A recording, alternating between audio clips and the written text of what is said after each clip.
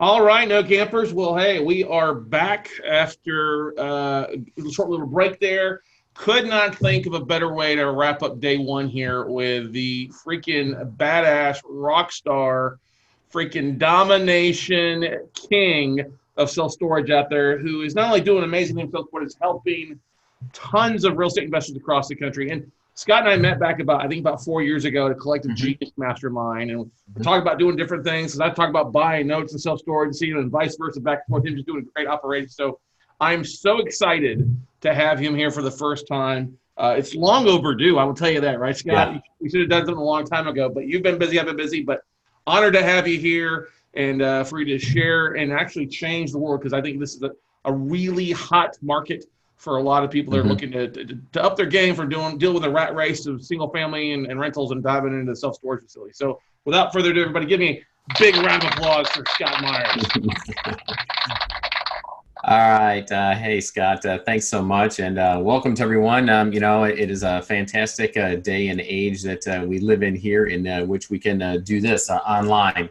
And, until they perfect a virtual reality, I think we're just going to have to be one-dimensional or two-dimensional for now. But this is a fantastic way without the extensive cost just to be able to get on and share this information, the information that I'm passionate about. And you're right, this is a hot market. We've been going like gangbusters. We've had a tiger by the tail over here in the self-storage business. And there doesn't seem to be any end in sight right now. So thanks for having me. I'm looking forward to not only teaching people about what I have a passion in, but also, as you know, we partner with folks as well. So I'm always looking to see if there's some folks that are out there that are interested in coming alongside of us if they don't want to go it alone. So that's what I'm excited about here as well.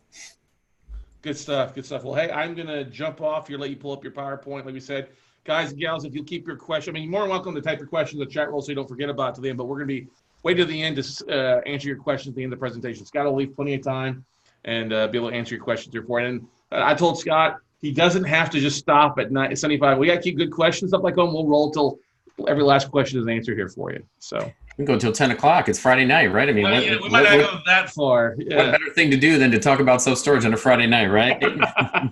Love it, love it, love it. All right. Well, thanks, Scott. And once again, welcome, everyone. And we're going to be talking about total self-storage world domination. But what we're going to be talking about, what I can focus on is we're going to talk about some big deals, small deals, how to start getting involved in the business, a little bit about busting the myths in the industry, and share a little bit about our journey, which is virtually the same for the folks that we teach. Get into this as well, so you can kind of learn from that as well. So again, thankful to be here, and I'm glad to be talking to you about what I'm really excited about, which is self-storage. And so what we are going to begin with is busting some of the myths and the truths about self-storage. And first of all, self-storage is a huge sector with very, very little competition, unlike what people may think, and even what I thought when I got into the business. It's insanely profitable in both good and bad economies. It's the easiest to finance. It's the easiest to manage because we're not dealing with tenants and toilets. We're dealing with people's junk. I mean, their treasures that are stored behind those doors. And there's endless opportunity to increase the cash flow and the value on these because we can add in so many profit centers. And the one thing that is that I'm missing here, and the fact that we are online and that we're not in a big room, is that I can't give Corey Peterson a whole bunch of flack about the tenants and toilets, and then our verbal jabs when we get together and talk about what he's passionate about versus what I'm passionate about. But at the end of the day, there's money to be made in this market right now in real estate, and that's what we're all here to learn and talk about. But I feel that, I feel that the best investment in real estate is self-storage, because when I began looking into it, for so many reasons, which I'm going to share, I was on that path. I was buying single family homes and apartments, and, I was in office buildings, and I was climbing that ladder into Class A this and a bigger portfolio of that. Only to realize that when it all came to a screeching halt, and I found that I didn't have the cash flow I wanted and the time to go spend a whole bunch of money that I had from real estate, like the gurus had mentioned, I began looking into the different asset classes and found that self-storage has and continues to be the most profitable sector in all of real estate. And who knew? Because as I'm going up, I overlook the fact that, the cash flow is down here in the other end of real estate, the stepchild of commercial real estate, these garages or these metal boxes on concrete slabs. But when you dig in, when we dug into the numbers and peeled the onion back, we realized that, yeah, these things are cash cows, and they have been the most profitable sector of real estate for many, many years. And I'll share that. It's not just me talking my passion. I'll show you the numbers to prove it. So with that, here's what we're going to learn today. We're going to talk about how to enjoy and create passive income in real estate without all the hassles of tenants, toilets, contractors, or employees. And now I can't see you, but raise your hand if you're interested in talking about that. How to buy your first self-storage facility for less than the cost of a single family home. I think that would probably interest a few folks out there. And then we're going to also talk about secrets of a little known, no money down, government-backed loan that is only available for self-storage facilities. We're also going to talk about, for my folks that are flipping, wholesaling deals. I know some folks are looking at $3,500 to maybe $35,000 for high-end single family homes. So we're going to show you how to flip self-storage facilities, wholesale those deals off, get referral fees for those anywhere from $100,000, starting at $100,000 to $1 million. So for all my wholesalers out there, pay attention. And really why this sleeper in real estate is known as the recession-proof and inflation-proof cash cow. We'll show you what this has done over the past, self-storage has been around since really the 1800s, but it really didn't come into its own until about the 1960s or so. But it has gone through multiple recessions, and we'll show you why it is recession-proof and obviously why it works well during a good economy, which is what we're in right now. And then ultimately, as I mentioned, as Scott and I were talking about, I'm here. I don't go out and speak much any longer. I used to travel around to investment groups. I don't do that very often. So I'm thankful that we can get on a call like this because I've got a lot of private equity investors, and we are looking for partners to go out and find the deals so that we can hopefully partner on those, bring in our private equity, and continue to take this industry by storm. So why the opportunity today? Why should you be interested in looking at this right now? Well, we have, after the last recession, banks don't like speculative types of real estate, meaning development. They don't like to invest in pieces of the ground in which you're going to build a building or buildings and then put an income stream on it. During a recession, when they tighten up, they want to see historical cash flows. They want to look backwards to see invest in projects that they know are pretty solid so they can predict what's going to happen in the next several years. That is what they're interested in during a recession. So what we found in the last recession is that the banks just did that. And we all know that that was the greatest and deepest recession we've had. So that happened for a number of years. Simultaneously, at the same time, we as an economy in this country, we downsize during a recession, and businesses downsize, individuals downsize. And so they have a need for storage. They're moving back in with their parents, or moving back with their friends.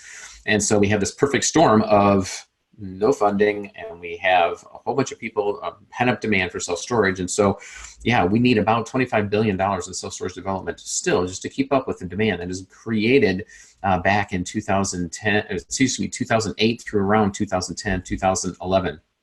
Another reason that it's a great opportunity right now is, well, because money is cheap. We have low interest rates. We don't have to pay a lot for our capital to be able to get into this business. And I'm not talking about just developing. I'm talking about acquiring existing facilities, which is really what we're focusing on today.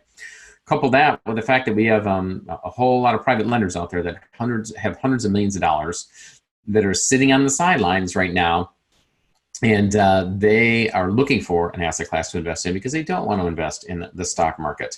They don't want to invest in the pinball machine that bounces all over the place. Yes, some folks have made money over this bull run that we've had, but they have lost it, or they will lose it as well. And so people are now preparing, as they have before, to put something into a hard asset.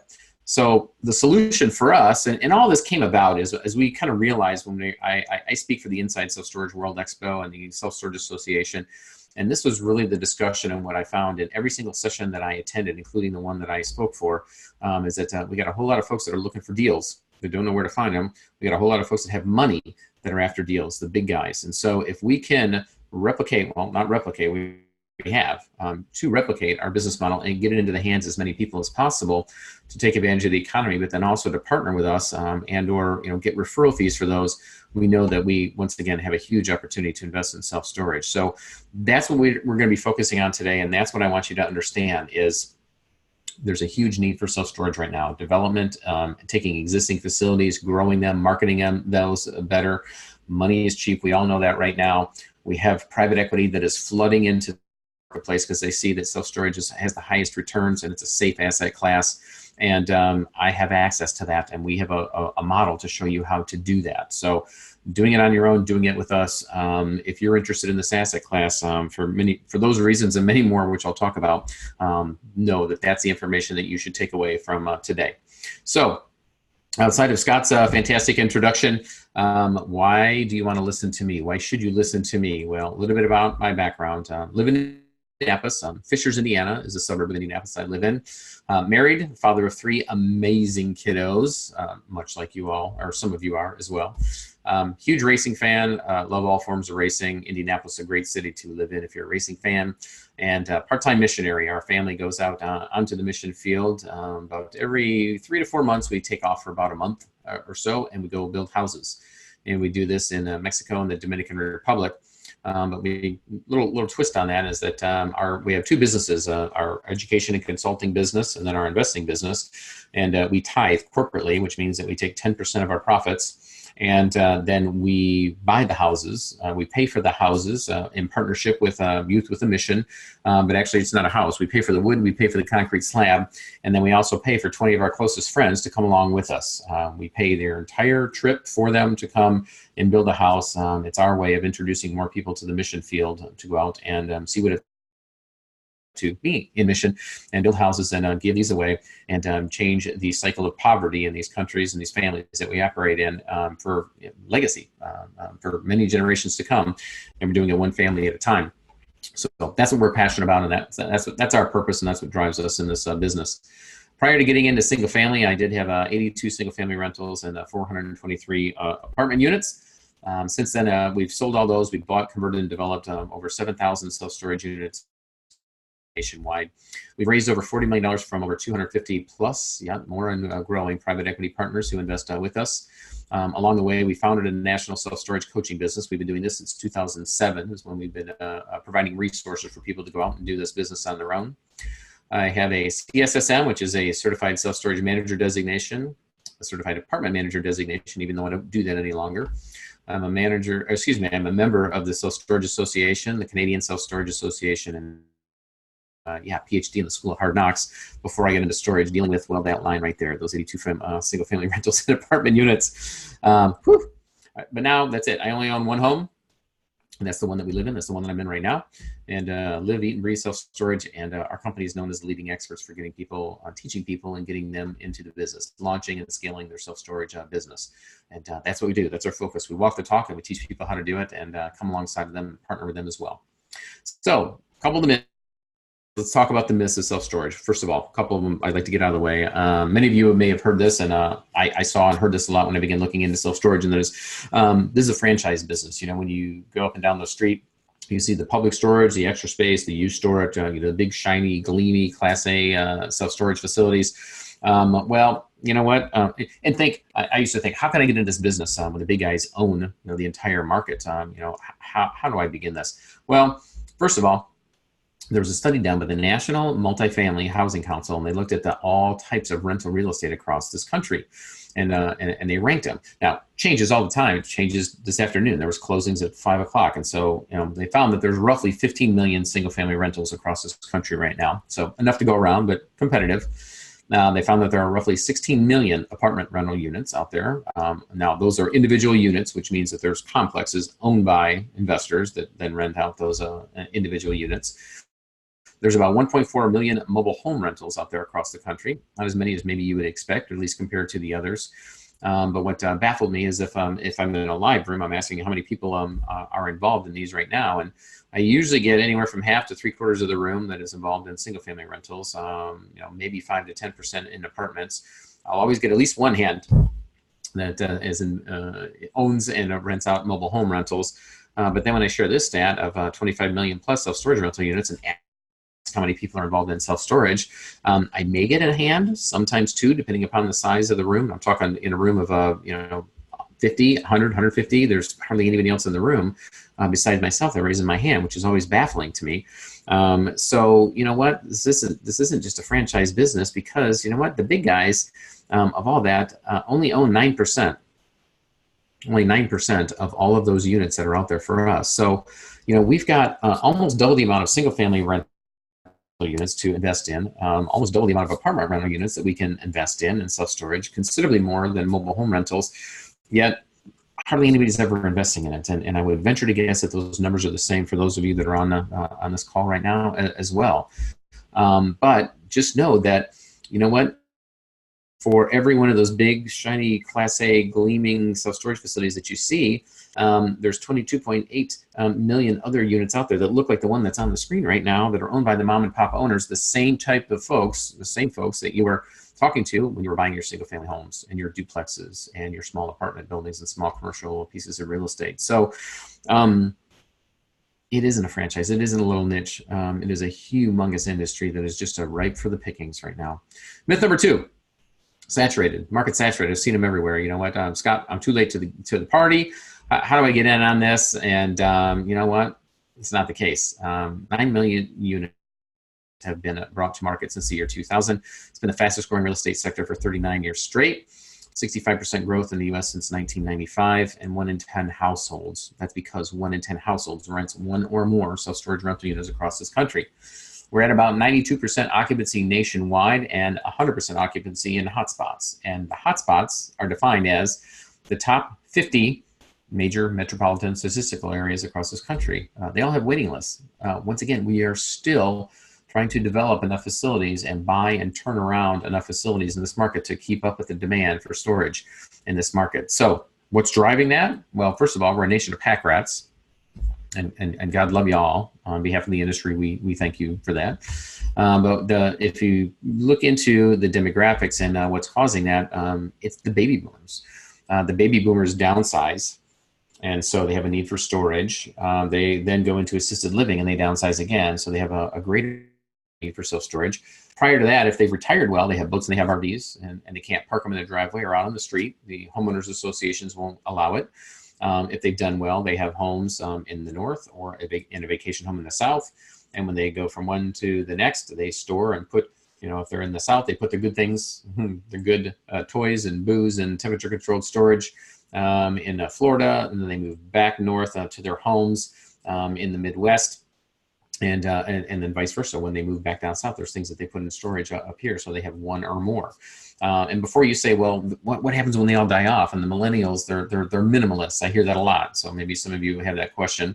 Well, you know what? The good news is we're seeing that the millennials also have a high propensity to store things because even though one may think that the millennials are minimalists, well, we're living in a good economy. We've had a boom economy for a while. And the millennials who don't have kids right now, they live in apartments, and to have those adventures and toys that they like right now, or the adventures they experience, they're not about stuff. Well, it takes stuff to have those experiences and those adventures, like kayaks, like boats, like camping gear, and all other types of toys that won't fit into an apartment or a small house or even a tiny house for that matter. So yes, studies have been done to show that the millennials are keeping the demand high for self-storage in this country right now.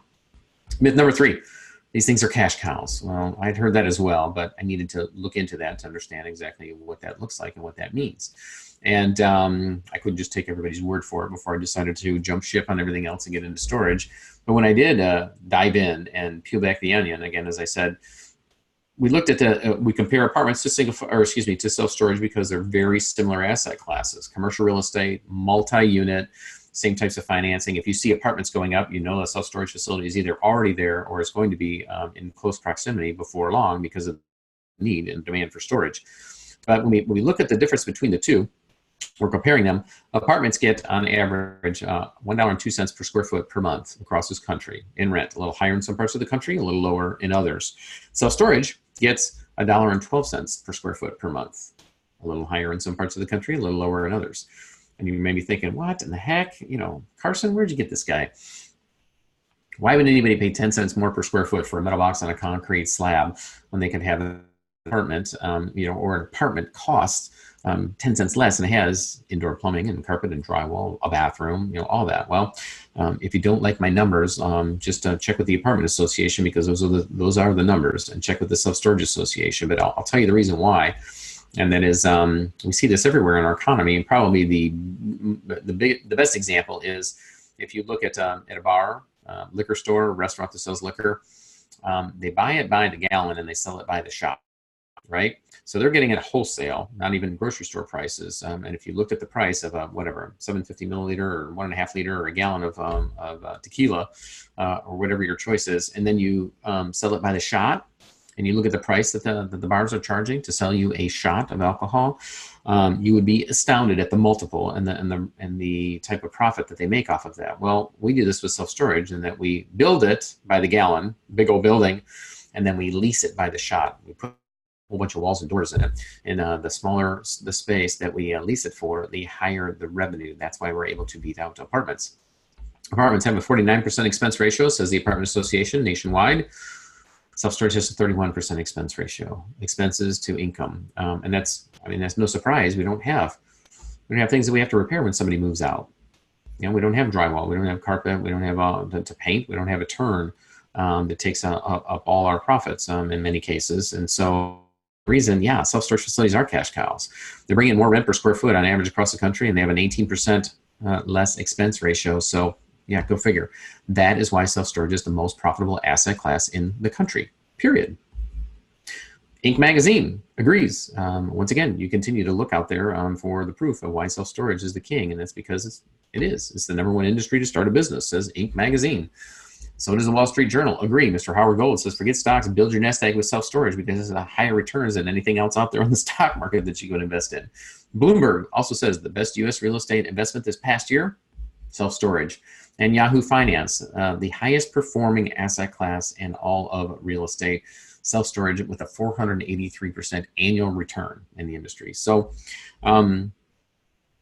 that's got me excited, obviously, because I'm in it. And hopefully that that gets you to a little excited as well, at least to look into this a little bit further. So I mentioned this is the easiest to finance. Why do you suppose lenders love self-storage?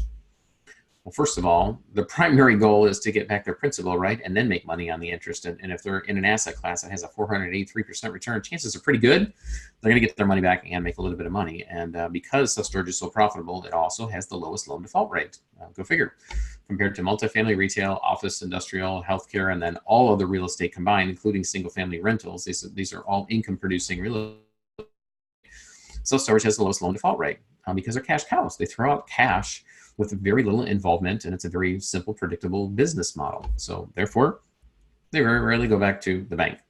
And that's why savings and loans, credit unions, community banks love these things. And they're throwing money at us, saying, give us more. We want this on our balance sheet because it makes the bank stronger. The default rate hovering around 0.64% versus, again, in commercial real estate, our next closest competitor, if you call it that, at 8.14%. So if you look at the multiple, when banks look at this, they don't dig multifamily too much, and they certainly don't dig single-family rentals to the degree that they do self-storage because they're looking at a 12% loan default rate on single-family rental portfolios. That's also why the SBA has a loan program that will go up to 90% LTV with a 10% seller carryback. So this is the only asset class, self-storage, that the SBA will make this 90-10 loan with. They won't make this on any other asset class because even they know that this is, once again, the most profitable, least risky form of real estate.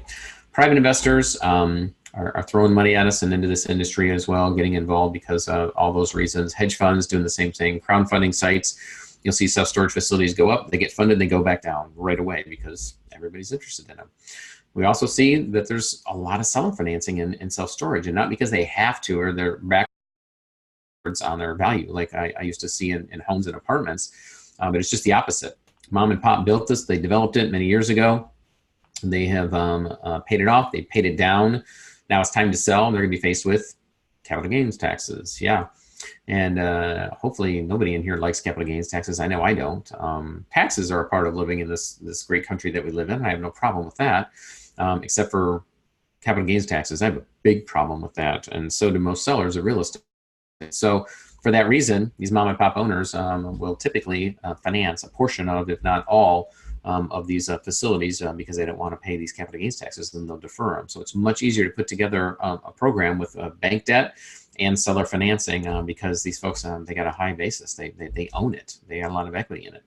Again, more news. Private equity pours money into self-storage deals. So we layer private equity, which are private investors' capital, in syndications on top of bank debt, the SBA loans typically, and go to closing on multi-million-dollar properties with only a handful, single-digit thousands of dollars in these deals. And we continue to do this multiple times over and over and over again because the money is cheap and the money is chasing self-storage. We just need to present the deals to them. So when I got into the business early on, when my credit was shot and I had no cash because I was investing in single-family homes and apartments, once I got into self-storage, I was kind of nervous that I was going to be able to do anything. But I realized that all you got to do is find a deal and the money will come on these things. And it was no longer an excuse to not get into self-storage. All right. So I also mentioned it was self-storage was the easiest to manage because there's 3 steps to getting paid every time. So here's what that looks like. In self-storage, we are protected by the lien laws versus eviction laws because this is commercial real estate and it's warehousing, and they have into self-storage. We don't have access to their unit. Then we are by lien laws versus eviction laws. So step 1 under the lien laws. Once we have passed the 6th of the month in our facilities, that is our policy, they are officially late on their rent. And at that point, we have the ability to remove their gate code out of the property management software, and therefore they cannot get into our facilities, which are gated and fenced. Regardless of whether they're gated and fenced, we also lock them out. So we put a lock on their unit. This is what that looks like. Ours is the big red lock there. And by the way, this isn't your Samsonite free lock that you get with the luggage that you can twist and pull off. It takes a grinder to get that thing off. You can't even get bolt cutters on it because the hasp, it covers up.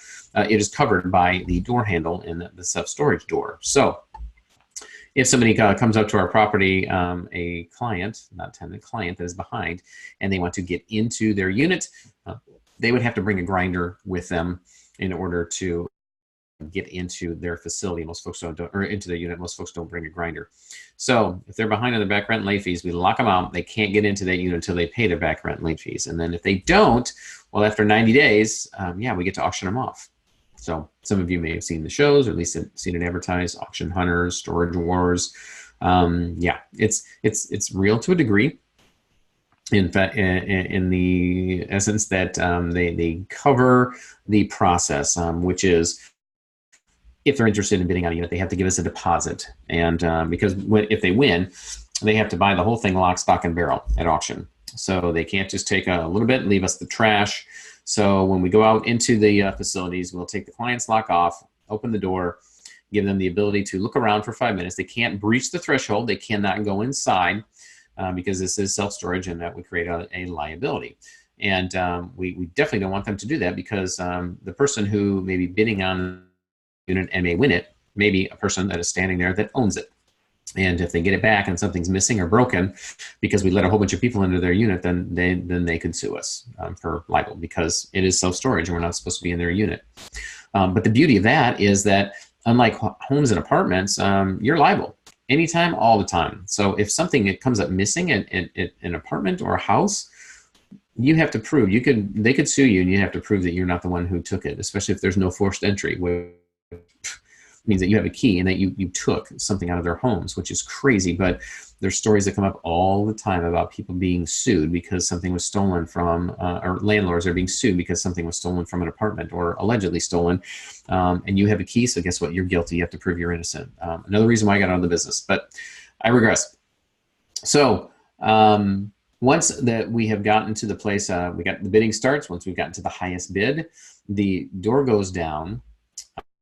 The gavel goes down and the door goes down, the winning bidder puts their lock on it. And not only have we sold that unit, but we just created a new rental for the person who won, because when they put their lock on there, they sign a lease with us that now it is their stuff that is in our facility. And they may keep it there for a month. Some of them, if they come around to our facilities very often, they'll keep 1, 2, 3 units there all the time to move stuff into. But either way, I have just got paid my back rent, my late fees on that unit, and I just moved a new tenant immediately. And I got to tell you, folks, that is a whole lot better than the apartment days when I would walk out of court with a little yellow piece of paper. Somebody owed me $1,500, $2,000, and I had no ability to collect that. Even if I garnished wages and sent them to collection agencies, very little of that money came back. But in self-storage, there's 3 steps to getting paid all the time. I lock them out, and if that doesn't force them to come in and pay their rent, we put a lien and send them a notice, a collection notice on there. And if that doesn't get them up to pay the rent, then we auction their stuff off, and I get paid each and every time. So the beauty of this is that lien laws protect us, the owner, the landlord, the investor. Step 1, remove the gate code. 2, lock them out. 3, auction their stuff off, and I get paid 100% of the time because I am the judge and the jury. There are no courts, there are no attorneys, there's no collection services involved in all this at all, which is the way it should be. As I mentioned, we build houses in Mexico and the Dominican Republic and give them away. That's my charity, and I do that out of my profits. Back when I was in the apartment world, those judges felt that it was charity and somebody could come in, not pay rent. They call it non-payment of rent. I call it stealing. That's the way I grew up. And then they destroy the house, take a claw hammer down the drywall, and they're mad at me because I'm evicting them for not paying. And the court calls that excessive wear and tear, and so they lose their deposit. Well, no, that's damage, that's defacing property and vandalism, in my opinion. But you know what? The best cook in the world can't fix a broken recipe, and so I ended that game. I got out. Oh, and by the way, if you don't want to hold an auction on your site at your facility, then you can hold it online. Open it up, take a picture, shut the door again, and then let the bidding wars begin. You don't even have to, I never conducted auctions. I was just done by a manager or another service, but either way, you can have them do it as well. And that, folks, allows us to find the only corner of real estate where the good guys win. As I mentioned, this ain't a charity, this real estate thing, or if it isn't, you're not gonna be around very long. All right, you've seen the shows, right? Some of you, maybe, okay. For those of you that are big fans of the show, I can't see you raising your hand if you are, but just know if you are, because of the fact that I am one of the nation's leading experts, I have to create a public service announcement anytime I'm in front of a group like this. So if you're a big fan of the show and you don't want to hear this public service announcement, then put your hands over your ears, okay, for a moment. Mute me for a second. Okay, you ready? Reality TV isn't real. Okay, take your hands off now. So hope I didn't blow that for anybody else who didn't put their hands on their shoulder. But I'm just, come on, man. Guy's got a Snap-on tool chest full of brand new tools and an antique Coke jukebox back there. Think he can come up with $75 to pay for his rent and let it go to auction? Come on. It makes for some interesting TV, right? Well, either way, if we hold an auction for somebody who was behind, or if somebody just moves out of that unit because it's time on their own accord, then this is what I get back. So what do you see there? Or I guess a better question is, what don't you see compared to other rental units, right? Okay, yeah.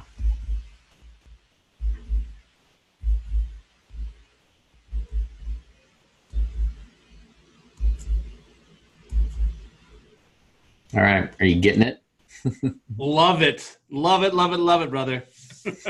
So, and furthermore, again, Scott, I know you got some fantastic speakers that are also providing resources. But what I found is that, and I've always said I'd love to jokingly, I'd love to be the last guru, even though I'm not a guru.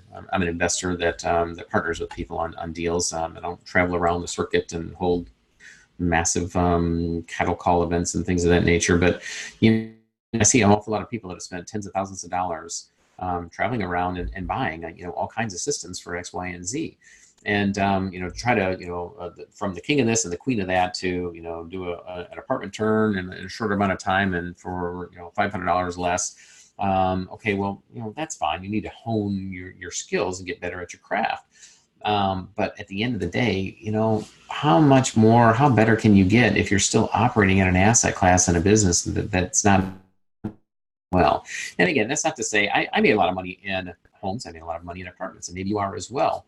But begin to look at that business model and see, if you got 100% of your back rent and your late fees, what would that model look like?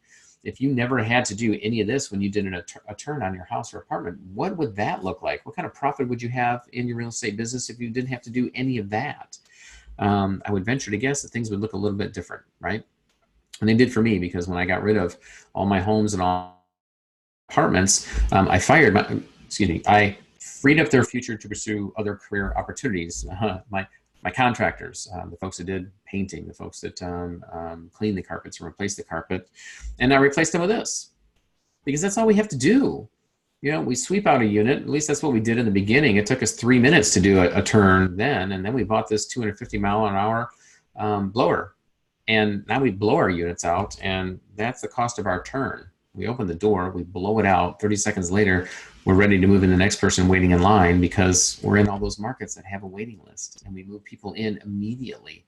So that, folks, that was the shift. That was a shift for me, because it eliminated 90% of my workload and my stress, because I was a professional babysitter. That's all I was doing. I was babysitting contractors. I was babysitting property managers. I was babysitting the tenants in some cases, our vendors, you name it. Having to keep up with all of them and everything that was going on. But you know what? Once I got rid of all that and all the hassles that go along with tenants and toilets and trash, we began working on achieving the E-Myth. So how many of you are familiar with the E-Myth and Michael Gerber and the incredible work that he's done over the past several years? So I was introduced to Michael many, many years ago. And the premise of the book is, well, for those of you out there who have read it, I'll let you finish my sentence. Systems run the business, and you manage and tweak the system. Exactly. And so I realized, well, what better business, what better industry to get involved in that has fewer moving parts, but you can put systems in place to run, because you don't have that human factor that causes all the problems in my real estate business previously. Because I'm moving from, as Michael calls it, and I think many of us are, moving away from active income and getting into passive income. So active income, well, that's the hard work on the real estate side. No matter what end you're in, if you're in a buy and hold, if you're a landlord, when somebody moves out, you got to rehab that thing again. You got to chase them down for the money, and then you got to interview another person to put them back in. And then if you're growing your portfolio, you got to find more houses. If you're wholesaling those off, it's a constant struggle and search to get good properties and get good margins. You have to over and over and over again. You have to kill what you eat and drag it back to the cave, or you'll starve. You have to do it on your own. Versus passive income model, and that's what I've been going for since the beginning. Buying self-storage facilities that I don't have to do something over and over and over again. As a matter of fact, I don't even have to manage it, because I can manage it with a kiosk sitting out front there. See that little building with a machine in it? It's like a red box for real estate, because this is a low labor intensive type transaction where I don't have to have a manager. I don't have to have a human body there to complete this transaction.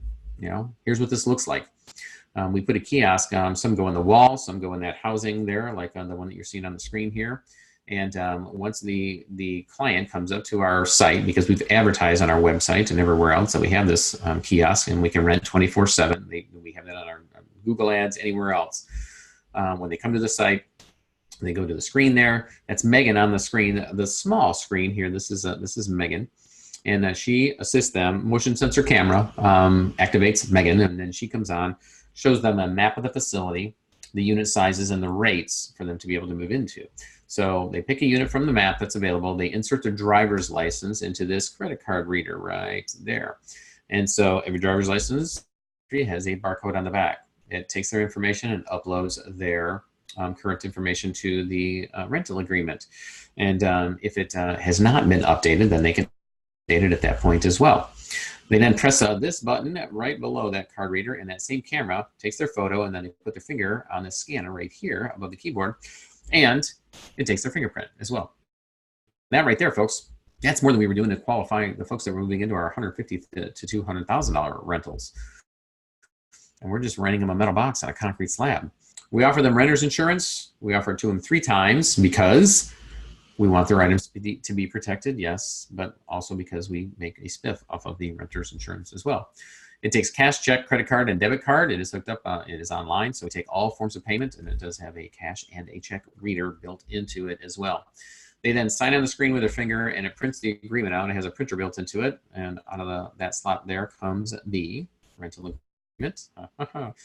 It gives them a gate code to get into the facility, and they're off to the races. And that, folks, allows me to rent units and take payments at my facilities 24/7, all night long, no matter where I am in the world. Even if I'm drooling on my pillow sleeping, my units are renting. My facilities are renting units for me. Oh, and if they've come up and they've forgotten a lock, guess what? No problem. They insert their debit card, credit card again, or cash, and out that door right there, this is also a vending machine for locks. It's also a $10 lock that we pay $2.50 for. So you begin to do the math on that, over 7,000 units, and make a little bit of money on locks moving in. Mm-hmm. Yep. And if they get stuck along the way, if it's somebody not familiar with technology, or even if they just want to negotiate, you know, they can't negotiate with Megan. She's a machine, right? But if they want to talk to somebody, this is on the screen, that to press this button, and they do, and then they're connected directly to a call center immediately. And that person, that group, our call center, I have given them carte blanche. You do anything and everything in your power to move them in. If they say that our competition down the road is $10 less, even if they're $5, if they say they're $15 less, and you need to match it to get my business, you got to pry them out of my cold dead hands to get them to move away from our offsite and not rent a unit. We spent a lot of money in marketing and getting them there in this machine. Move them in, because you know what? Leases are 30 days, and in the next 30 days, we are going to raise their rent up to market. They want a free lock along with it? Done. 1 month free, match the competitor, lower it by $5, move them in. Because my holding costs on a vacant metal box is nothing. I'm paying the same amount of insurance. I'm paying the same amount of electricity, management, and everything else. There's no holding cost, only lost opportunity cost. So get them in, and we'll raise the rent next month. And not only do we has technology increased in all other areas of our economy, but also when it comes to kiosks, we now have this box right here on the side of our facility in Georgia. It's got a cover on it because it faces the sun, and the Macon sun gets really, really hot. This is facing west. But they flip that up, and then inside is this. It is not an iPad, but an iPad-sized kiosk. So a little different in that it doesn't print a rental agreement, but who needs that? It's a document that gets emailed to them, and we can't sell them a lock. Big deal. We also don't have to pay $18,000 for a machine. So there you go. And we've also gotten to the place in our industry now where we're running a portion of our facilities with a smartphone. So when a client rents their unit, they have an app that they can take advantage of on their phone. And once they put in their code, they can access their unit, because we now have the locks, look, inside on the back of the unit, electronic. And yes, it's wireless. Yes, it's hooked up with a redundancy throughout, so that even in a power outage or what have you, can't get into the unit. But the benefit to us is also, we don't have to have a manager or a supervisor now go out on the 6th of the month and even put those locks on anymore, because if they're behind in rent, the property management software automatically locks out, overlocks anybody who hasn't paid it. So now we can run this business with a smartphone. So the beauty of this, folks, is that once again, it's a real estate asset class without tenants, toilets, trash, contractors, and now management staff. How cool is that, right? We also have at every one of our facilities, and also as our master company, we have a website that is responsive, first of all, which means that it responds to desktop, laptop, iPad, or phone. You know a website when it's not a responsive website, and you try to expand it, it doesn't work. Well, all of ours are responsive, and it gives them the ability to either reserve a unit if they want, and then come down to the facility and complete that during hours when the manager is there, or completely rent the unit online and then just show up with their gate code and move in without ever coming into contact with the person. They can do it all with their smartphone. That's where we're heading with this industry, and that's where we're heading as a society. And this, of all real estate asset classes, is the one that fits the bill and allows us to do that, because we all know the highest line item expense in any business is payroll and staffing. And in this case, we can reduce it, and in some cases, in some of our facilities, completely eliminate it. So when we buy a facility, and if it's one that in which we can fully automate it and remove a $30,000 or $40,000 a year salary, yeah, that's $30,000 or $40,000. But if you're paying attention to commercial valuations today, at even just a 10% cap rate, that's $400,000 of value you created in your facility just by implementing technology and removing the payroll of a person who was freeing up their future to pursue other career opportunities. That person, and then putting technology in place to handle that as well. So that's what we've done. We're not brilliant. We're not geniuses. We're not on the cutting edge. We're just taking advantage of all the technology that's out there in this country, in this economy, and in our industry, and that we run it all through the cloud. Everybody knows what the cloud is, right? Yeah, neither do I. Doesn't matter. And that's how we manage our facilities. Everything from the software to smart locks to texting them for late notices, email notifications for anything else, graphics, door alarms. The entire site can be managed from the cloud. And that, folks, is what allowed us to achieve the eMyth. I can probably say that I'm one of the few people that Mike Gerber has had the opportunity to reach with his books and his systems because that allowed me to transition from a 60-hour-a-week employee, which is what I was doing, babysitting everybody in the apartment business, to being a business owner. And now all I do is I grow the business. Yes, property management companies can run apartment complexes and other forms of estate, but at the end of the day, there's a whole lot of problems that still land on your desk, and they ain't going to write the check out of their account. It comes up to you. So fewer moving parts, fewer issues to deal with. Let me just grow this business.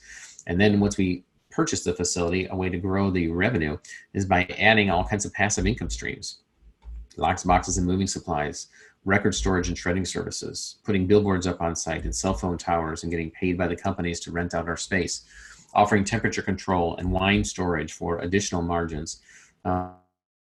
Again, renter's insurance is a profit center for us. Vending machines for folks to get thirsty and hungry when they're moving in or out. Are the sites that have managers in place. We offer eBay services because we have a whole lot of eBay folks, professional eBay folks, and Amazon drop shippers. And when they get too busy, we have the ability, and we are hooked up as an eBay reseller that we can resell those things for them and take a split. We also have a small little pack and ship center in our offices for them to use or for us to use, and charge them back for those that we sell.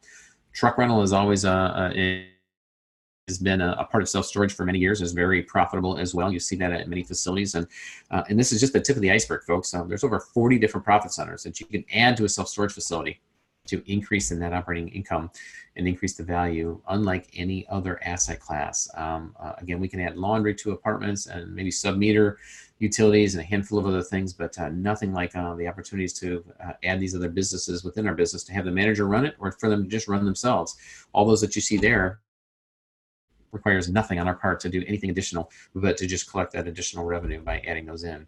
But we did start with Meth Labs, putting those in and exploring other profit centers that we can put. I'm just kidding, Scott. I forgot that we are being recorded here, right? No, it's good stuff. It's great stuff. Well, so, somebody always asks, there's something, all right, Scott, you make it sound so great, and you think this is the best out there, regardless of everything else. About meth labs and dead bodies and well, all right, what do you see here, folks? We see sinks, we see plumbing and water, right? Takes water to make meth, right? Okay, not that I know this firsthand, but there's no water in self-storage facilities. Therefore, we don't have meth labs. We don't have issues like that in self-storage. We had it in our other asset classes, but we don't have it in self-storage. And if a dead body shows up, I haven't had one yet. Well, then I guess you just call whatever, the police, the morgue, whoever. But we just have issues. Why somebody get committed a crime or do anything in a self-storage facility when we've got cameras all over the place? It's all well lit, and they have to use a gate code, and they're on camera and their driver's license and everything else to get into the facility. If they're going to commit a crime in some real estate, they're going to do it in some vacant house somewhere, or down by the river or something like that. They're not going to do it in self-storage. So at the end of the day, the bottom line, profit centers allow us to double our cash flow and then 10x the value of our self-storage facility with very little time and investment, as you saw. That's, again, another reason we love self-storage. All right, so total self-storage world domination, right? Starting out with small facilities and how to make big money with small self-storage facilities. Where do we start? How do we start? Well, traditional circles, real estate circles, but do this, folks, and write this down. You need to look at the small business owner websites that are for sale, that are selling small businesses, because when it comes time for mom and pop to sell their business, they may not be contacting a real estate broker to list it or put it out on a real estate site. They may put it on Craigslist. They'll put it with a business broker, small business broker, because in their eyes, they own a business. And so we find these needles in a haystack, if you want to call it that, these fantastic opportunities like 16 units for 60 grand, like 49.5 for 10 units, like 14 units for $42,000, all on these small business brokerage websites.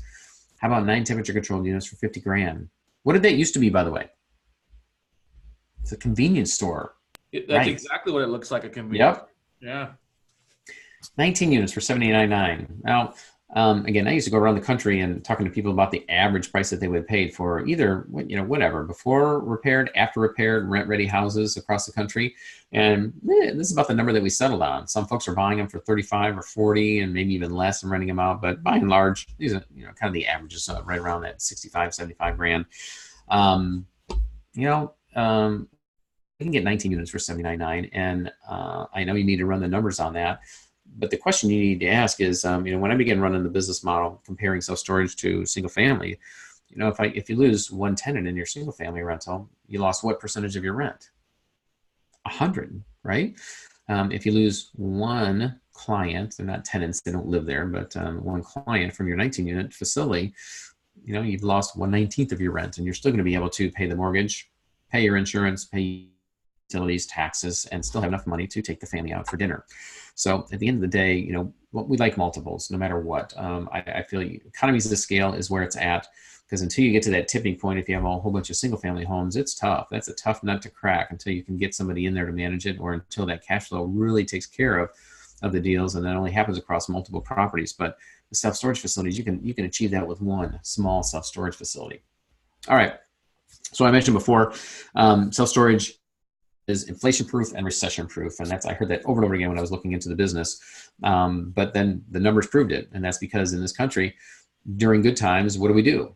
We celebrate, and we celebrate by buying stuff, because we'll never have a recession again, right? I'm glad that we got that one behind us, and so let's just go buy a bunch of stuff. We need to save for a rainy day. That'll never happen again. Well, I hate to break it to those folks that feel that way, because since the beginning of time, we've had a recession every 7 to 10 years, like clockwork. And the good news is that when we head into this next recession, no matter when that's going to occur, self-storage actually does better. We go up and to the right when times are good, but during a recession, we take a steep hockey stick up to the right, because again, development shuts off, demand for self-storage skyrockets, and this is a true stat that self-storage in most recessions is second or third only to liquor, as I mentioned earlier, but in a different context. During a recession, nobody gives up their liquor. They can't afford to go on an expensive vacation to Disney, but they can sure go on a vacation at home, right? So liquor sales go up during a recession, and self-storage sales and profits go up during a recession, because everybody's downsizing, businesses are downsizing. And so those are the top two industries or areas in our economy that benefit the most from a recession. And Scott, I'm sure you're going to talk about, or somebody's going to talk about at some point, how to prepare for the next recession. Yep. And the oncoming recession. We've skipped over 10 years now, and who knows what's going to happen or when, but it'll come eventually. And there's a whole lot of folks that aren't around investing in real estate now that were back in 2006. And so my challenge to you is to find a plan B. Find a plan B, and just make sure that you've got some way of preparing for that, and that you are you're ready, so that when the recession comes, you have something to fall back on. I think it's self-storage, but I'll leave that up to you. So with that, the 10 reasons, as we summarize the reasons why I love self-storage is there's more opportunities out there than anything else. It has the highest demand, and it's the fastest growth sector. It's the easiest to fund, because the banks, SBA, private investors are throwing money at this asset class. It has the highest profits and cash flow per square foot compared to any other form of real estate.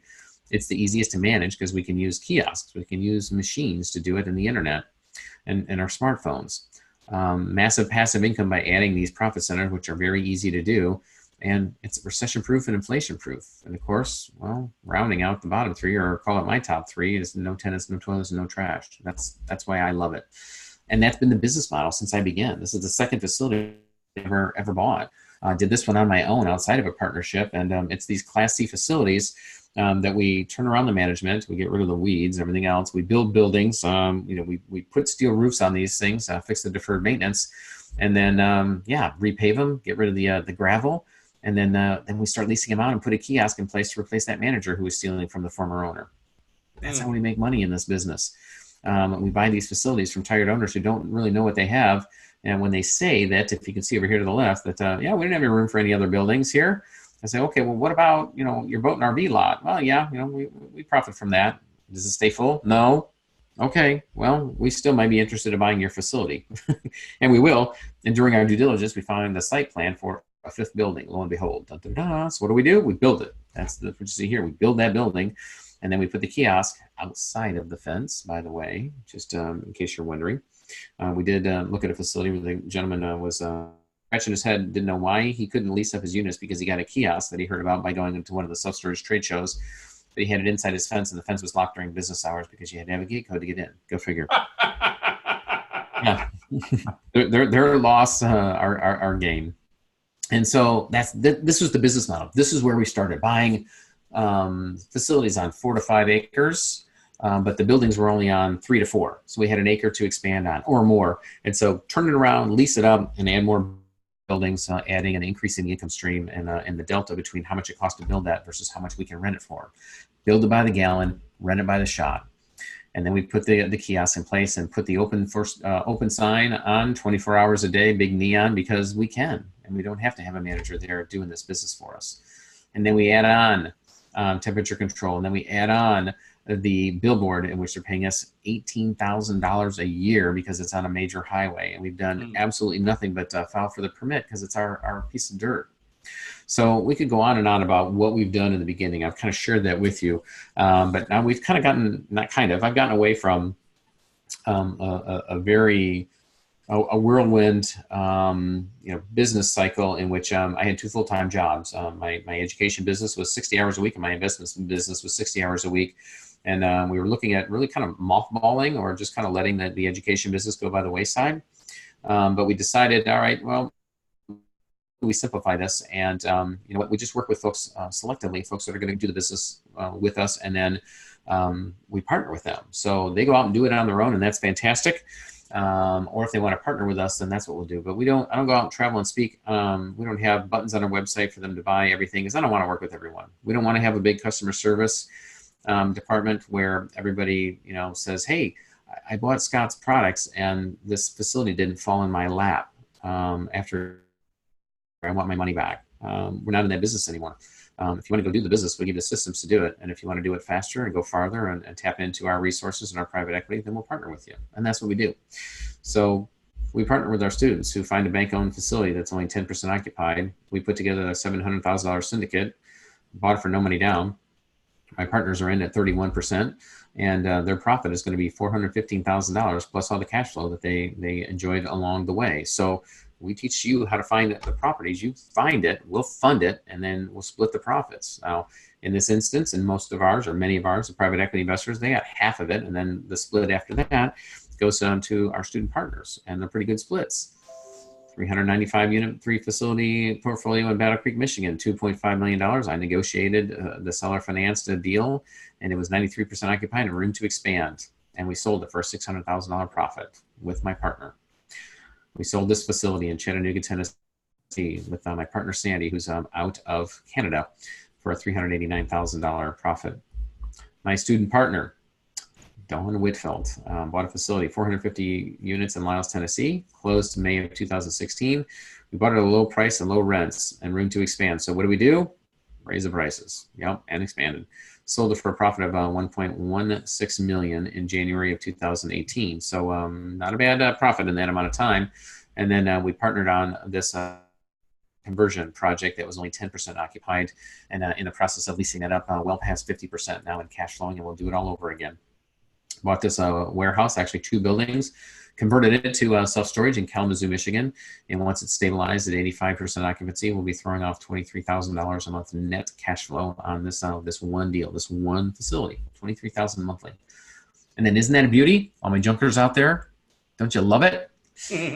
That's a big old industrial building located up in Sheboygan, Wisconsin. And we have plans to renovate that and turn that into, on the first floor here, this ground level, street level over here, is going to be co-working space, office space, and maker space. We're also going to have some industrial and co-working space on the bottom here, and then self-storage on the second floor and self-storage on the top floor as well. So we're doing some mixed-use projects as well, if it makes sense in certain areas. I was just down visiting our 93,000 square foot development project in Tampa, Florida, in Brandon, Florida, which is just outside of Tampa.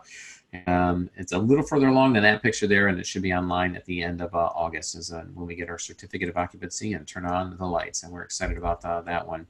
And that's with my partner, Mr. Stephen McGinley. We also have a project coming out of the ground in Denver with my student partners, 78,000 square foot Class A multi-story facility located in Inglewood, which is just south of Denver. And then another project, one of the many that we have done and embarking on, we're spreading our wings a little bit, so to speak, no pun intended, but we're building storage of a different sort, and there's airplane hangars in Loveland, Colorado, with my partner Pete up in that location. We're going to sell some off, rent a few, but we're going to turn them. They're going to be condos essentially, and we'll hold the condo association and then sell these off, and that should be coming out of the ground the next 60 to 90 days or so.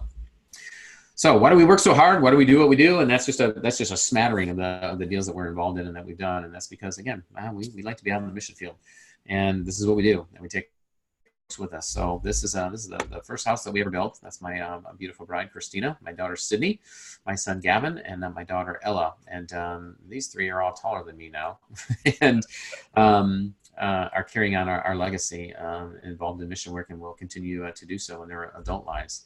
And so we build and we build and we build, and we take people with us, and we continue to build. And so, again, if that's something that you have an interest in doing, that we hope that you decide to come work with us, and then we'll take you out on the mission field, go build a house. You don't have to pay for a dime, just get the experience to see what that's like. And it's an amazing experience. And we get to do this. We don't have to do it. We get to do it. It's fun. All right. So as we wrap up here, we are at the hour mark. As I mentioned, I don't consider myself a guru, so there's no hard pitch or hard sell here. As a matter of fact, we're pretty much doing the opposite of that these days. I'm kind of semi-retiring out of this gig. So what we've done is we've put together everything that I've created, and then everything that we continue to create that makes our investment side of our business better. We put into a portal now. So we have it all electronically located and categorized, as you can see here, to pick on any. This is internal for our folks. And then again, our folks that work with us, any question that you may have, any form that you may need, videos to run everything down. I mean, it's kind of like a YouTube mixed with a library for self-storage, however you want to look at it. It's all things self-storage, covering all facets, A to Z, on how to launch and grow a self-storage business. At the heart of this is the software to evaluate them, getting the income and expenses from a facility, from an owner, from the broker, putting it into the software, and coming up with the number, the value of it, and then matching that against the number in which you're willing to pay for it, and it tells you what to pay for it. But then also modeling that out in the future years as you continue to grow and create value in that facility. What it's going to when and where you should sell it. So 150 different calculations that are built into that software. We really only look at 7 to make our decision, but they're in there for the bankers and our equity partners to be able to look at and slice and dice. And for those of you that are really into the numbers, 7 when we're evaluating, and usually a dozen more afterwards. But you get the idea. Everything in there that you need to make an accurate valuation and then a purchase decision on a self-storage facility, and then also. Again, following Michael Gerber's lead, we created systems in this business for all steps of the way. Not only to find, evaluate, and purchase, but then also to manage, because that's at the end of the day, it's all about moving the needle, buying these value-add facilities, and then putting our best business practices in place at these facilities to move the needle, to create that additional NOI. And then our goal is to sell it off to the big guys, to the national players, to grow it to the size that they're interested in, and turn it around to something that a regional player, a national player, or one of the REITs, the real estate investment trusts, are interested in. And we show you how to do that. We show you how to operate the facility, all the forms that are necessary, although almost everything's online, up to and including a human resource manual to show you just exactly how to run one of these things. So for those of you that are interested in working with us, you're going to get access to that today. But in a week from now, I know what happens. You join us and life and business gets in the way, and you set it down, you set it on the shelf. Well, I'm going to give you, via the internet, a kick in the rear, a hard one with steel toe boot. And we're going to have a webinar in a week from now, and we're going to show you how to find the deals, how to evaluate the deals, and how to evaluate the market, because that's how you get started.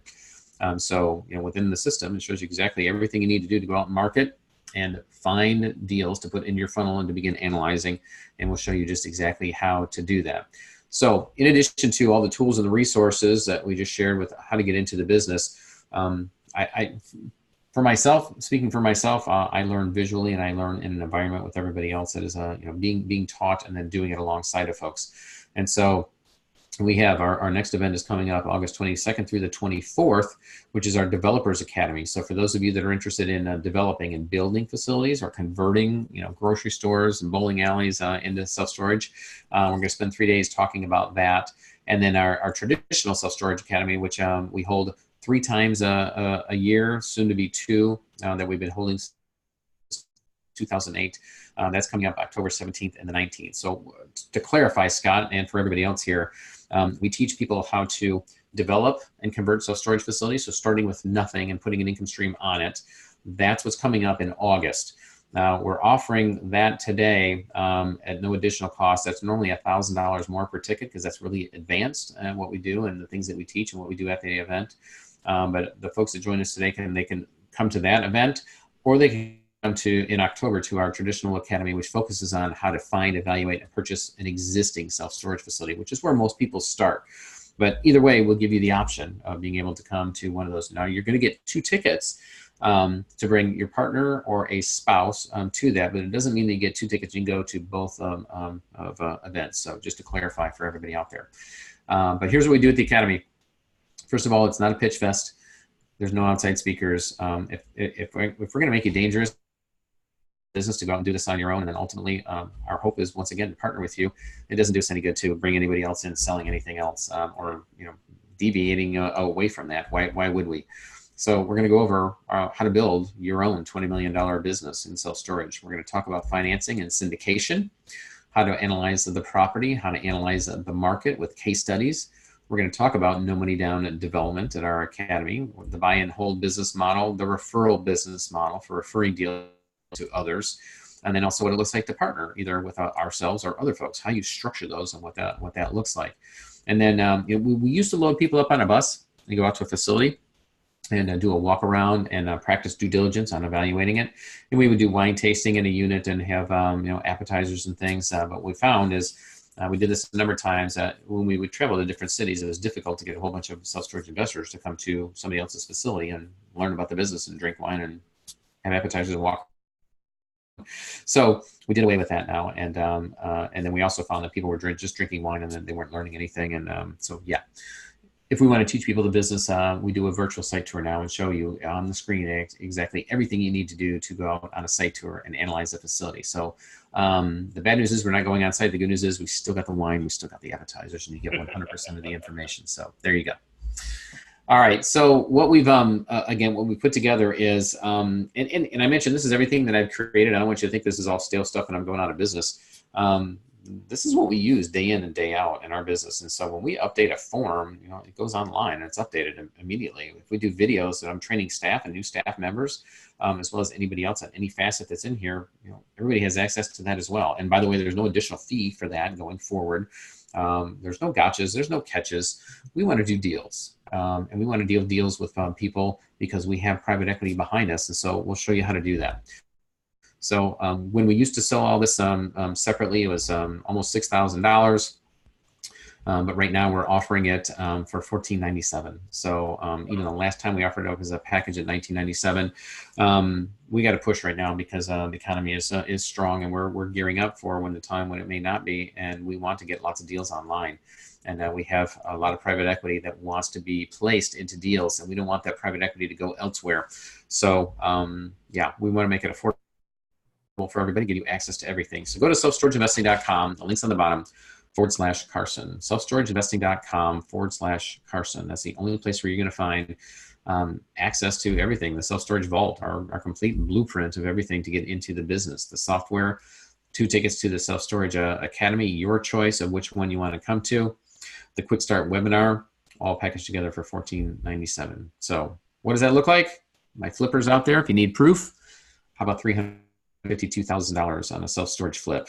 Casey Cavell did that at the ripe young age of 23. And then he turned around and did it again 2 years later on his second facility and made $928,000. How about that?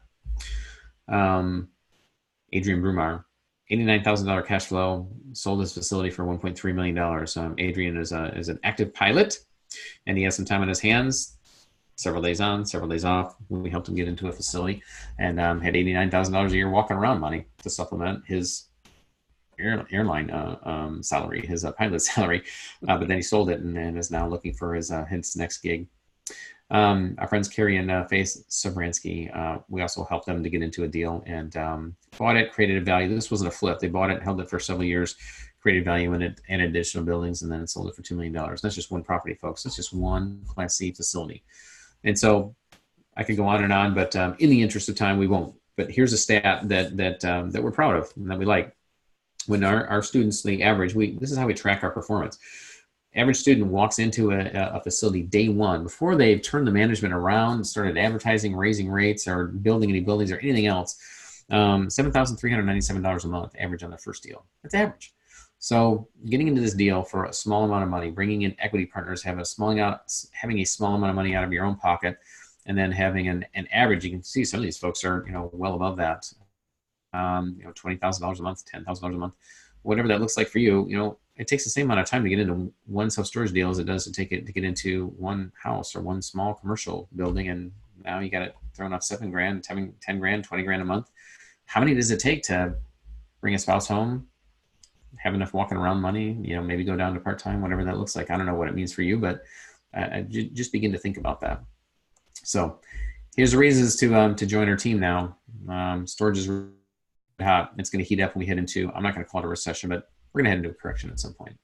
The package we're offering is only offered here, and it's only good today. So I want to thank Scott for having me on here because, again, I'm thankful that I don't go out, and travel a lot any longer. That allows me to stay home with my amazing kiddos and be able to do things like this from my home, because I got a big old steak waiting for me and a nice big glass of wine after this. So thank you, Scott, for that. No problem. But also, we've got the capital, folks. We've got the capital. We're just looking for deals. So take the resources and the deals, and we only partner, we only give referral fees to folks that we train, and that's not a ploy. It's not anything else other than, we couldn't accept if we just told everybody, hey, send us your deals via email, and we would be going through an electronic version of a shoebox full of what, and trying to piece together a deal, and the guy on the other end wants 50% of whatever we make out of that. So no, we'll teach you the business, and then when you present it to us in our evaluator software and tell us what you want, it's like Shark Tank. Here's what I got, Scott. I got a deal. I need to raise $278,000 in equity, and in exchange for that, if you want to be my partner, I'll give you 23% of this project. Whatever that looks like. Or here, I got too many. I'm looking for a $100,000 fee on this project. It's a shovel-ready development if you want it or somebody else. That's what we're looking for. All right. So, love to have you join us. Come immerse yourself in the industry. Come spend 3 days with us. Two of you to our 3-day academy. August 22nd through the 24th, right around the corner here at the Developers Academy, and then October 17th through the 19th at the Traditional Academy. So with that, Scott, I'll open up to questions. I'll go to, if I click on Q&A, it looks like, is that where the questions are? Yeah, I've got a few that are online that you can't see the few there for you. So like Dan asked a question on when you're auctioning off information. Yep. If the auction does not recover the back rent, is there any other recourse let the balance do? Yeah, we take all information from these folks, just like we would do with a traditional rental, and then we send them over to our collection agents. And the good news is, these usually aren't. It's very rare that these folks are. Let me see, what's another word for deadbeat? Well, you figure it out. So, these folks, they have the resources. They have jobs, and so we get our money back. We just like to get it quicker at the auctions. Mm-hmm. Now, are you seeing a lot of big box stores being converted or transitioned into self-storage? Yeah, we are. We're doing it. We got one that's coming up right now. Let's see here. It is east of the Mississippi. Let's put it that way. It's under contract, but not going forward yet. But it was a big department store that went out, and it's an anchor, and so that's one of them. I looked at a Walmart, pulled out of that one, but then other grocery stores work the best. They're usually the best size, but also H.H. Gregg is kind of a local electronics folks. So a lot of those electronics stores. So think Best Buy and their competitors. Any one of those that goes out, there's a number of them that have. So we're looking at any and all of those, but also looking at industrial buildings in opportunity zones right now. I'm assuming somebody's going to be talking about opportunity zones, at least within their speeches here in this and commercial no count. But those are perfect because it's so much faster to market, Scott. When you got the shell in place already in the zoning, then all we're doing is getting permits and showing them here's what we're going to do versus going through the zoning of land and permitted and variances and remonstrance from the neighborhoods and everything else. Yeah, we really like conversions that right next to existing facilities. So give us an existing facility, but if not, then absolutely we like conversions. So cool.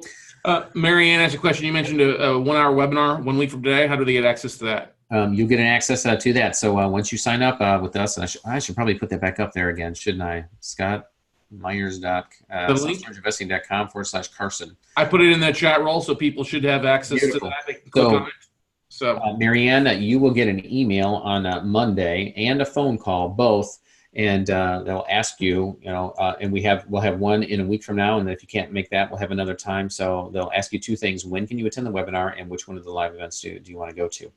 So you'll be getting a call from either Margarita or Bethany in our office. So as soon as you sign up, that will get you registered for that. Awesome. Dan, it's the question if your training covers how to purchase and operate storage facilities in other states than where they live. Yeah, we do, and that's a real easy one to cover, Dan. And that the best business practices and everything we have in the Self-Storage Manager's Toolkit, that applies across all states. The one thing that we show you and tell you how to handle this is those liens, the lien laws. They're different in every state, almost identical, but each state has their own lien laws, and we have to follow the steps in which we send out the cut lock notice, the certified letters, and telling them that we're going to go to auction to give them heads up and notice before we just sell it off. But then also, if you're in one state and operating in another, we do talk about third-party property management and the benefits of that, because the last thing you want to be doing is trying to manage a facility when you're in another state. That's a recipe for disaster. So we'll show you what to look for, how to interview, and how to hire a property management company to do that for you. Are you seeing a lot of like you mentioned, some of the smaller units there? Seeing a lot of those potentially that those owners in the smaller units looking to walk away from it because it's become a job more for them and maybe willing to carry paper on that stuff? Yeah, we have. Well, certainly there's people that they don't want to, and they're just like, they want to cash out and they're done, and and go figure. And these are some of the folks, Scott, that they're managing it themselves as well. And so they sit all day long. It's just like, oh, this is a rough business. I want to get out of this. I've had enough of this. Somebody comes in once every 2 hours and geez, I got to stop watching my show, and and they just had enough and they want to get out. But yeah, just everything, everything's relative, and whatever they want to trade in, they want to trade out, they want to retire, and they do want to cash out. They don't want to be the bank, or sometimes, as that they're CPA, and no offense to any CPAs that are on the call here. CPAs may say, nah, it's the last thing you want to do. You don't want to get on a note with this person or that. You should just sell it outright. But it doesn't mean that we don't. We're asking them for that paper every single time and showing them the benefits and the reasons why they should do so. Yeah, that makes sense. Two people asked the exact same question. How many average units do you need to have to be able to justify kiosks? Yeah, and that again, I could answer any one of these questions, Wayne and Scott, is with it depends, because it does. But yeah, by and large, what we've seen, the sweet spot or kind of the threshold is about 150 units. Yeah. But what it really involves is what is the revenue that's coming in. Yep. So 150 units is where we needed to be to really justify buying the bigger units. But now with the iPad units and doing everything that we can electronically, we're going down to about 100 units now, or 50 units. And if you just want to, I don't want to say eat that cost, because there is an ongoing cost involved with that, an online cost from the company. But man, if it reduces the management, I haven't seen a place where the smaller ones, where they don't ROI, where you don't get an ROI on that. Sure, because that's the biggest thing is turnover, labor, and yep. Training on that stuff, and you've got it all at once there. So. You got it. Sabrina has a question. Have you seen are you building all on site, or do you use some modular construction in some of your developments? Yeah, so good question, Sabrina. We like the modulars, and there's good and bad. If we can build, and we call them mobile storage units in the industry, but shipping containers that have been converted, but then also the manufacturers that build the bigger buildings, they build these units to be erected as portables. So good news is that we can put these in different places. They're easier to assemble. We don't have concrete that we have to put out. We just have a level ground, level gravel ground, less cost per square foot to put these up than traditional build.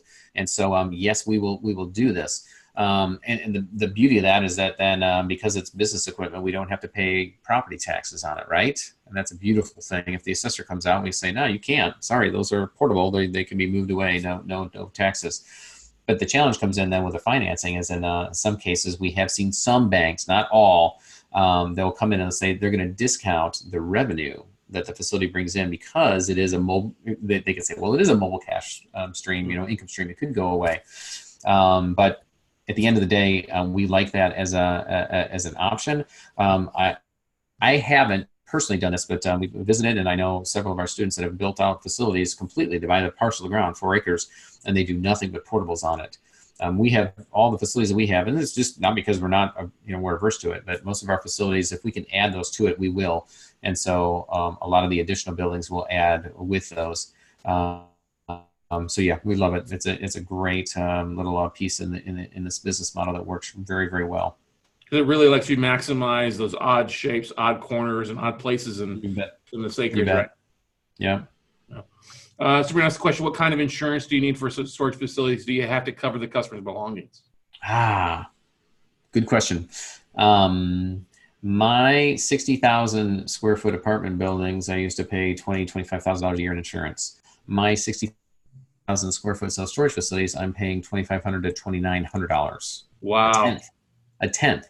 And that's because even if I have a loss and a tornado or a hurricane whips through, at $20 a foot, I'm putting metal buildings back up again, right? I'm not replacing the belongings because remember, this is self-storage, and so they have to get renter's insurance if they want their goods covered. We do not, because we don't have access to it, so therefore we don't have a key to it. We do not create any type of liability for those the belongings in there, so we're not responsible. Even if there's a leak, if they have a mouse that gets in there and eats their couch, well, turn it into your renter's insurance. Well, we didn't get renter's insurance. Well, we told you to. Thank you for letting us know there's a leak. We'll fix that immediately and take care of it. But so sorry that your stuff got damaged.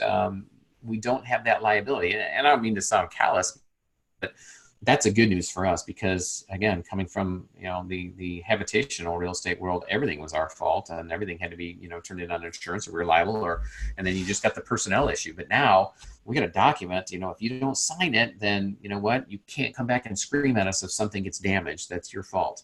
We cover the pest control all the way around the units. We have a barrier to all that. So you know what? If some vermin get in there, if some bugs get in there, you bought them. You brought them with you, and shame on you because now we have to spray your unit again. And sorry, your stuff got ruined, but we don't have cockroaches. We had a concrete slab and a metal box when you moved in. There's no cockroaches in there. There's no food. There's no nothing else. You brought them with you. So, at any rate, that's our liability question. None, zero. Love it. Absolutely love it, man. What a great presentation. Thank you so much. Daphne says, "Wow, awesome." Sabrina says, "Thank you very much." Great stuff, Scott. Once again, guys, that link, if you're listening to this or watching there, we put it in the chat roll. But once again, I'll bring it up here real fast. It is selfstorageinvesting.com/Carson. Thanks for making such an affordable price as well, too, Scott, for those. My pleasure. The development is 3 days, August 22nd to the 24th. Mm-hmm. Or the Self-Storage Academy is October 17th, 18th, and 19th. Yep, correct. Awesome stuff there. Great price at $14.95, plus all the stuff that you provide, the manuals, just phenomenal. And make it easy for everybody to be able to download all that other great training anywhere they're at, too. It's the idea. Keep it simple, baby, right?